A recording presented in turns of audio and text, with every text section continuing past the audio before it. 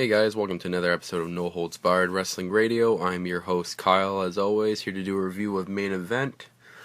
This was a pretty good Main Event this week. A couple good matches, or actually 4 matches on Main Event this week. All hyping for their match to Extreme Rules. We'll get into match 1 right now. We have Goldust versus Alberto Del Rio. They're at first at the beginning of this match. They're showing Cody Rhodes' loss to ADR on Monday Night Raw, and Rhodes pissed after and then pushing his brother aside, again teasing a possible breakup between the Rhodes brothers. But anyways, this match is a good back and forth match. ADR taking most of the beginning of the match, hitting his backstabber. We've seen the classic uppercut by Goldust, ADR step up in Seguri, and then this actually ended pretty quick. Goldust won via final cut. It was pretty clean, no outside interference. It was a pretty quick match, and not to let ADR go 2-0 against the Rhodes brothers. I thought it was a pretty good showing from Goldust in first match on Main Event. After the match, Renee Young goes to Goldust and asks if the Rhodes brothers are intact. Goldust kind of a little bit pissed off and said, yes, the brothers are intact. Then he asked a similar question to Cody Rhodes. Renee asks Cody about his loss, and Cody basically saying, what, do you think because of my loss, my brother's better? And he starts to kind of freak out a little bit, and Goldust then goes and says to calm down to Cody Rhodes. Cody Rhodes does eventually calm down and says, yes, the brotherhood is intact still, and then they walk away happily. Pretty good quick match in the beginning. Other than that, we'll move on to match number 2. We have my girl Paige against Alicia Fox. I'm just going to say this right now. Paige is probably one of the hottest divas on the roster currently. My God. Plus just such huge talent that we have in this diva. She's definitely the future of the Divas division if WWE chooses to use her right. Anyways, getting into the match, right in the beginning of the match, I saw a pretty good spot. It was Paige giving Alicia Fox a Hurricane Rana from the mat. She was on the outside ropes, giving her a Hurricane Rana from there to the outside. Pretty extreme move for divas, I guess, showing everyone she can be extreme for her Extreme Rules match at Extreme Rules with Tamina Snuka for title. Other than that, it's a very aggressive match. A lot of hair pulling, a lot of shots back and forth. And then Paige wins with a move that we've not seen from her yet. She didn't use a Paige Turner. She didn't use her modified submission move.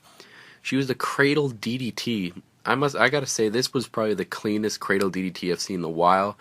It's very, very impactful. And just, I don't think there's anything Paige can't do.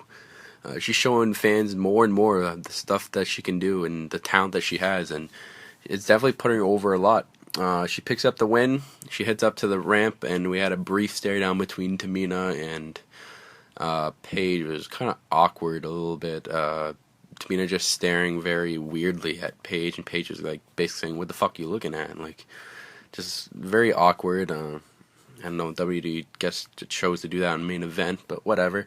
Moving on to match number 3, we had Kofi Kingston versus Wade Barrett. This was actually a pretty good match. I really enjoyed it. Wade Barrett giving his usual bad news speech before, talking about how Big E is a cardboard cutout of a champion, saying he has the personality of a piece of dry toast, which is actually pretty funny. I actually do agree with him. Big E's getting really irrelevant as an IC champion right now. He's not really doing much with the title. I'd love to see Barrett as an IC champion. I guess we'll have to see for Extreme Rules. Other than that, in this match, nothing really happened. It was really a little bit back and forth. Barrett putting a little bit more advantage. Then Kofi Kingston goes to the outside. He gets thrown into the ring steps, jumps over the ring steps, and tries to come back and jumps on top to give, a flying clothesline to Bear. Bear hits him with the bullhammer, rolls him into the ring for the 1-2-3. This, I guess, just a match to put Bear over for his Extreme Rules match. But other than that, pretty good quick match. Throughout Main Event, we had a couple promos highlighting stuff on Raw between Kane and Daniel Bryan, and Bo Leave promo. It didn't really say when he was supposed to make his debut, but I guess it's going to be after Extreme Rules with Adam Rose, or maybe at Extreme Rules. We'll have to see. On to the main event of Main Event. we have Bray Wyatt versus Sheamus. This was a great match. If you guys didn't see this, I suggest you go and catch this. This is actually a really good match. Bray was in the ring in the beginning, singing "The Whole World," and then Sheamus's music interrupts him. The crowd was pretty split between both of these guys. A lot of Sheamus chants, a lot of Bray Wyatt chants, a lot of people singing "The Whole World." Good back and forth matchup. Come back from commercial. Bray Wyatt's manhandling Sheamus, which we don't really see much of Sheamus getting manhandled.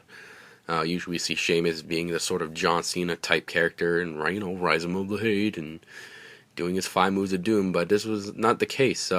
Both of them hitting a couple of their signature moves. Bray Wyatt hitting the, I guess it's called the Howanagi Slam. If you guys probably remember Ezekiel Jackson using it as his finishing move, the Book of Ezekiel. This was very clean, I thought. Pulled off by Bray Wyatt on a bigger guy like Sheamus. It looked pretty good. There was another spot where Sheamus reversed the Sister Abigail into the white noise, and then he also hit the Irish Curse backbreaker. He hit his 10 beats of Bowrin, and then Luke Harper tries to distract Sheamus from the outside. Sheamus turns around into the Sister Abigail, and that was the win by Bray Wyatt. This was actually a pretty good match, though. A lot of clean spots, not really that much distraction by the other 2 Wyatt members. After the match, they start beating up on Sheamus, and then we have the Usos that come in for the save. And just a brief stare down between 2 teams. This is probably foreshadowing maybe a 3-on-3 match for SmackDown or Extreme Rules, or maybe even foreshadowing the Usos defending their titles against Eric Rowan and Luke Harper. I'd love to see that match. I think they can put off a good match. We know it won't be the pre-show match because we know what the pre-show match is the WLC, which I'm probably not going to tune into. This is probably the worst match WWE has put together. It sucks ass. It sucks ass. I'm going to say it sucks ass. Other than that, this was a really good match. I would love to see this match between those 2 again, maybe on Raw or SmackDown the upcoming weeks. Other than that, that's all that really happened for main event this week, guys. I'm your host, Kyle. Be sure to hit that like button, leave a comment, and follow us at NoHoldsBarWR on Twitter. And subscribe to our channel. It's easy as that, man. Just all you have to do is click subscribe. That's all I need. And hit that like button.